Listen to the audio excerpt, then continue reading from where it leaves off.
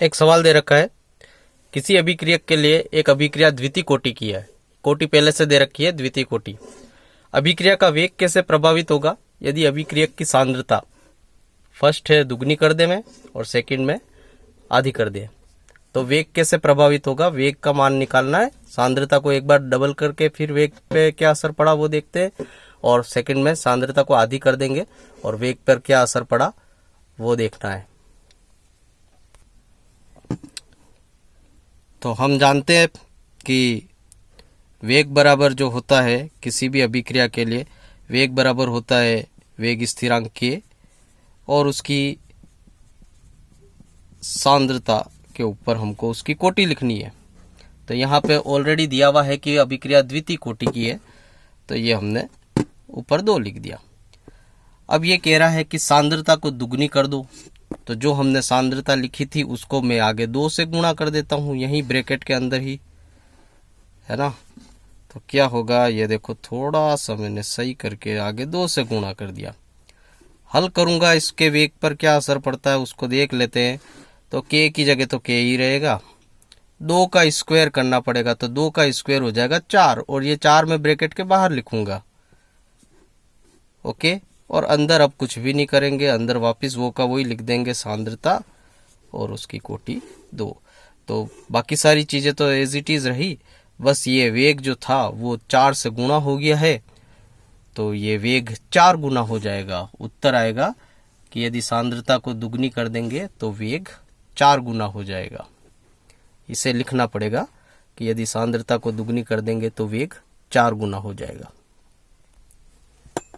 लिख दिया, यदि सांद्रता को दुगनी करेंगे तो वेग 4 गुना हो जाएगा। द्वितीय कोटि की अभिक्रिया के लिए ही बात हो रही है ये, अन्य कोटि में ये नियम लग नहीं सकेगा। दुगनी में वो 4 गुना, दूसरे सब नहीं होंगे।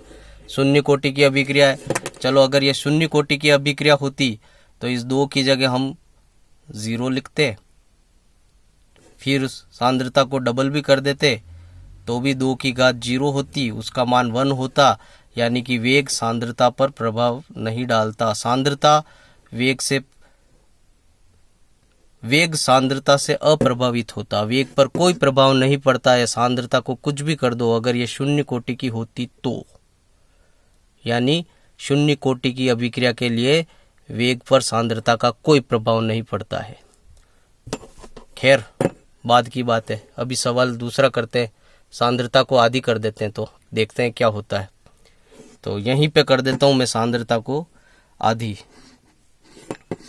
जो 2 लिखा था मैंने उसको लिख देता हूं 1/2, ये हो गई आधी। तो ये जो 4 आया था, 4 का 1/2 की जगह हो जाएगा स्क्वायर करने पे 1/4, ठीक है। तो यदि सांद्रता को दुगनी की जगह क्या हो जाएगा, आधी, सांद्रता को आधी करेंगे तो वेग 4 गुना नहीं होगा, 1/4 गुना हो जाएगा, यानी चौथाई रह जाएगा, वेग चौथाई रह जाएगा, ठीक है। एक बहुत अच्छा सवाल है, छोटा सा है। अभिक्रिया दे रखी है, अभिकारक है x और y, ये दोनों अभिकारक है और इनसे क्रिया होके कोई उत्पाद बन रहा है, तो x + y चेंज टू उत्पाद। यदि अभिक्रिया का वेग बराबर दे रखा है k वेग स्थिरांक, और फिर x की सांद्रता ब्रैकेट में x लिख दिया और इसके ऊपर a लगा दिया, ये A कोटि की अभिक्रिया होगी, अभिकारक है ये A कोटि का। फिर y, ये दूसरा अभिकारक y है, y की सांद्रता और इसकी कोटि है b। तो टोटल अभिक्रिया की कोटि कितनी होगी वो आपसे पता लगाने के लिए आपको बोल रहे हैं, अभिक्रिया की कोटि बताइए। तो क्या करेंगे, कोटि बराबर दोनों बड़े ब्रैकेट पे जो भी लिखा हुआ है उसको जोड़ दो पावर को, पहले की पावर a, दूसरे की पावर b, तो कोटि हो जाएगी a + b।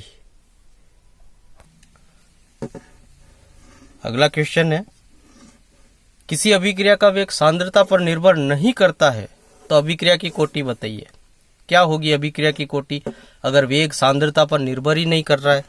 तो आप तो जानते हो कि वेग बराबर k और उसके बाद बड़े बड़े ब्रैकेट में हम लिखते हैं सांद्रता और यहाँ पे कोटि लिखते हैं, सांद्रता की कोटि जो भी होती है, ए बी सी डी जो भी लिखना है वो लिख देते हैं हम। तो अब वेग यहाँ पे सांद्रता पे निर्भर ही नहीं कर रहा है, तो यहाँ पे क्या लिखें कि इसका कोई वैल्यू न रहे, ये 1 बन जाए। तो हम यहाँ पे 0 लिखेंगे, तो अभिक्रिया की कोटि क्या हो जाएगी, ये 0 कोटि की अभिक्रिया हो जाएगी। 0 कोटि की अभिक्रिया है, अभिक्रिया की कोटि बताना है 0 कोटि। ये एक बहुत अच्छा सवाल है। x तथा y के मध्य अभिक्रिया का वेग 100 गुना हो जाता है जब x की सांद्रता 10 गुना बढ़ा देते हैं।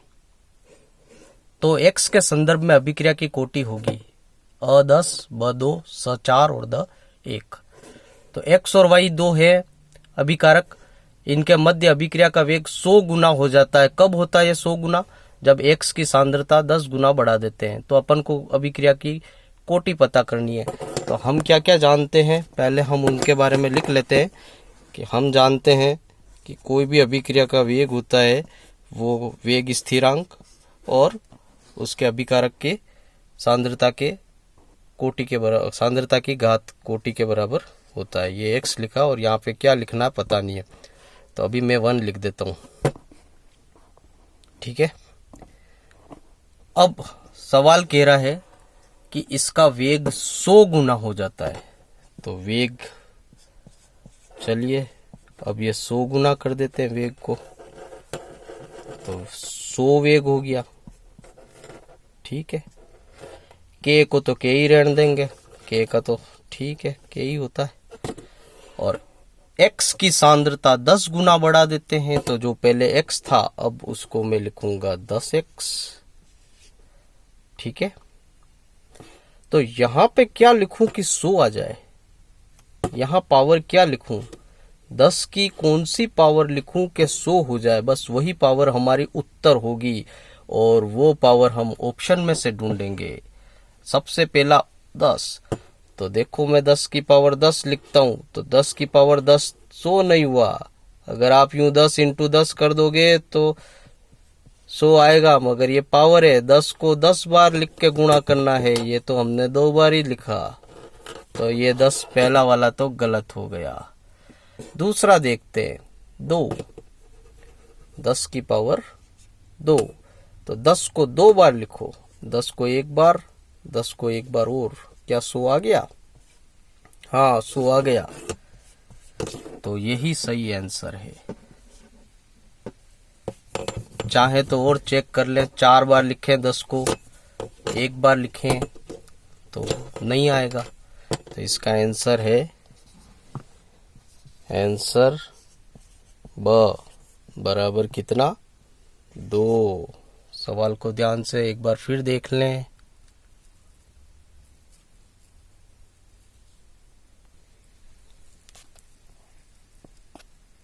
आज के लिए इतना ही, धन्यवाद।